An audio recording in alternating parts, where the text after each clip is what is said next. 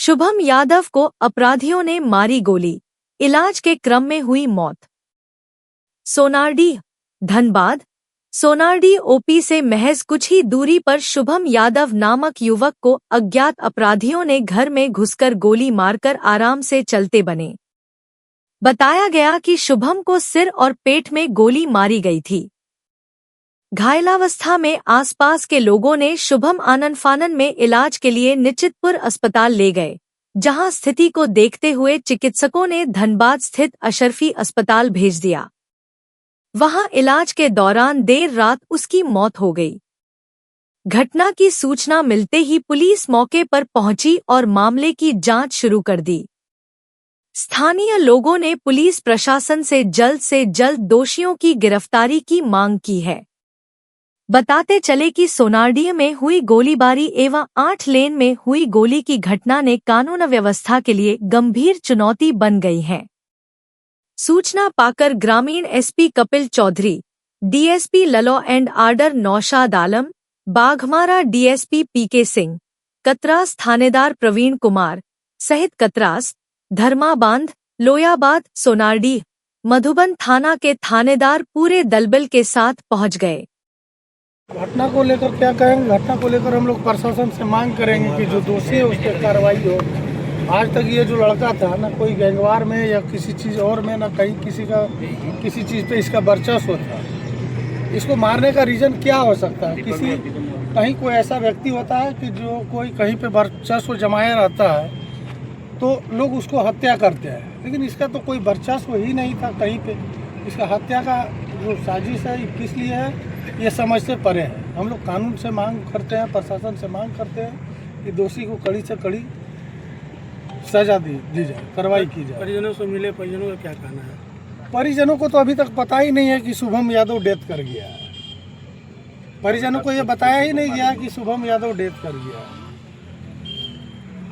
घटना को लेकर कुछ आशंका जताएं परिजन? आशंका तो हम यही जताते हैं कि आज जो मेयर का चुनाव था उसमें चढ़ बढ़ करके संजीव सिंह के तरफ से वो हिस्सा ले रहा था और बढ़ चढ़ के ले भी रहा था और संजीव सिंह को कहीं ना कहीं जीत हासिल भी हुआ।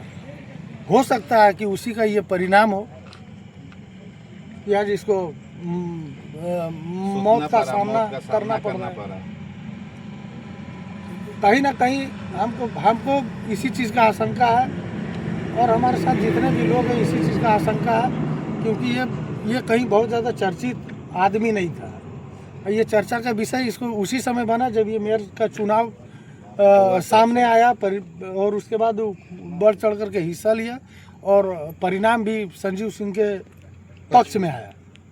जनता सर्विस संघ का संगठन सचिव भी था, केंद्रीय संगठन सचिव भी था। केंद्रीय संगठन सचिव था, इसको तो हमको जानकारी नहीं है, लेकिन हमको ये आए दिन हम फेसबुक में हम देख रहे थे ये बढ़ चढ़ करके हिस्सा ले रहा था और परिणाम संजीव सिंह के पक्ष में आया और इसी का परिणाम है कि आज इसको मौत का मुंह देखना पड़ रहा है और इसके परिजन को भारी क्षति हुई है। और अफसोस की बात है कि शुभम यादव का माँ और बाप दोनों नहीं है। बचपन से लेकर के आज जवानी तक उसका दादा दादी भरण पोषण करते आ रहा था और वो दादा दादी का आज कोई अस्तित्व नहीं है।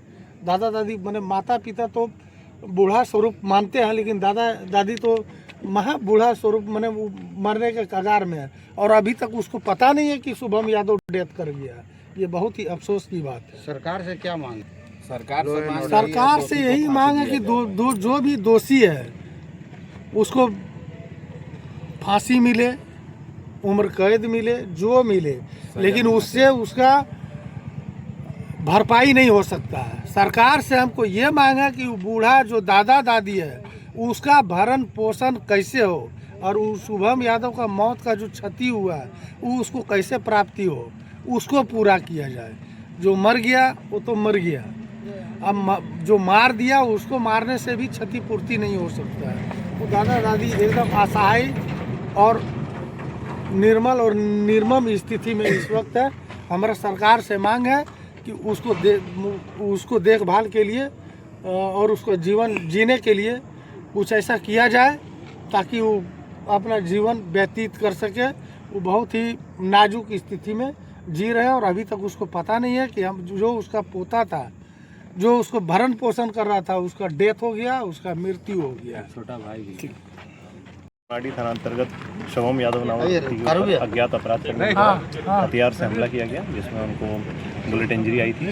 उपचार के दौरान उनकी मृत्यु हो गई है और अभी तक जांच पड़ताल जारी है। जो भी उनके घटना कारण हो सकते हैं उसके लिए सारी टीम पुलिस की, सभी थाना प्रभारी, आसपास के डीएसपी साहब, DSP law and order, DSP बागवान सब यहाँ मौजूद हैं और इंक्वायरी चल रही है। जैसा अब तक जानकारी सामने आई है कि इनके जो शुभम यादव नामक जो व्यक्ति था, इनका आपराधिक इतिहास भी रहा है, तो पुलिस उस एंगल पे भी तलाश कर रही है कि अगर किसी प्रकार की कोई आपसी रंजिश का कोई मैटर है, किसी गैंग वार का कोई अगर मैटर है, तो उसके तरफ से भी जांच पड़ताल चल रही है और या फिर कोई अन्य जो कारण हो सकते हैं उसकी जांच की जाएगी और जल्दी जो अपराधकर्मी हो हमारी गिरफ्त में होंगे। कितने गोलियां लगी हैं? 4 गोली लगी हैं अभी तक।